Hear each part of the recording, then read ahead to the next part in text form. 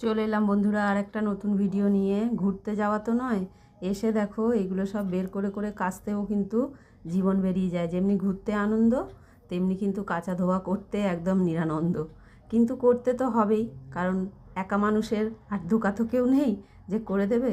যাই হোক, সব বের করে নিয়ে দেখো কাচা ধোয়াটা করে নিয়েছি। এবার এগুলোকে একটু মেলে নেব, মেলে নিয়ে কিন্তু অন্য কাজ করব। অন্য কাজ করার আগে ভাবলাম যে একটু খেয়ে নিই, তাই জন্য কিন্তু আজকে খেয়েছিলাম। আমি শুকনো মুড়ি খেতে পারি না, তাই কিন্তু চানাচুর দিয়েও আমি জল ঢেলেই দিয়েছি, দিয়ে আমি খাচ্ছি।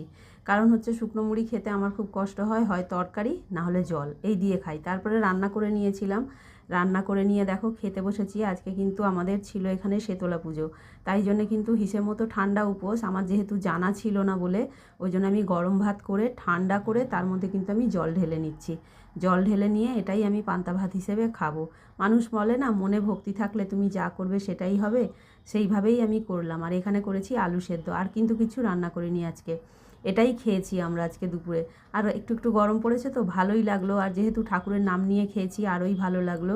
তারপরে দেখো সন্ধেবেলা কর্তামশাই এসে বললো আমাকে একটু খেতে দাও। ওর খাওয়া মানেই মুড়ি চানাচুর, ও কিন্তু এর মধ্যে না নেবে তেল, না নেবে অন্য কিছু। তাই জন্যে কিন্তু এই দিয়েই কিন্তু ও খেয়ে নেয়। ওকে শুকনো চানাচুর আর মুড়ি দিলেই ওর হয়ে যায়। তারপরে একটু চা বসিয়েছি, চাটা কিন্তু দুজনেই খাবো। আর আজকে খুব ইচ্ছা করছিল একটুখানি আদা এলাচ এইসব দিয়ে চা খেতে, এর মধ্যে কিন্তু সবই দেওয়া আছে। এটা ভালো করে না ফোটালে কিন্তু খেতে ভালো লাগে না, তাই আমি গ্যাসটা কমিয়ে খুব আস্তে ধীরে করে কিন্তু আমি এটাকে অনেকক্ষণ ফোটাচ্ছি।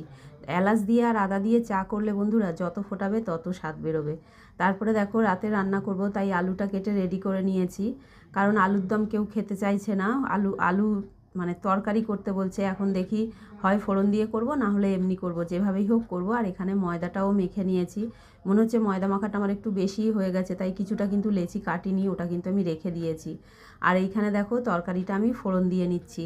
এখানে সবাই কিন্তু আমাকে বলল, মানে ছেলে কর্তা ওরা সবাই বলল যে একটুখানি সাদা আলুর তরকারি করো, তাই জন্য কিন্তু এখানে সাদা আলুর তরকারি করছি। আলুটা আমি প্রেসারে সিটি মেরে নিয়েছি, নিয়ে কিন্তু এখানে আমি ফোড়ন দিয়ে দিচ্ছি।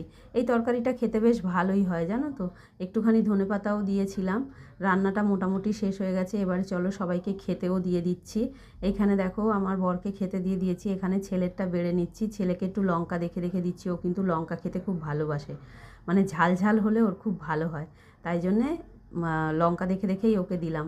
আর দিয়ে দিচ্ছি পরোটা। আমার ছেলে এমন পরোটা খাবে যেন একটু হাতে তেল না লাগে। দেখতে পাচ্ছ আমার হাতে কিন্তু তেল লাগেনি, ওই জন্য ও সবার হাতে কিন্তু পরোটা খেতে চায় না। আর লুচি তো ও খায়ই না, খুব কম খায়, তাই জন্য ওকে কিন্তু একদম হালকা তেল দিয়ে পরোটা করে দিতে হয়। যাই হোক, এই হলো আজকে আমার সারাদিন। চলো আমরা খেয়ে নিই। তোমরা কে কেমন কাটালে অবশ্যই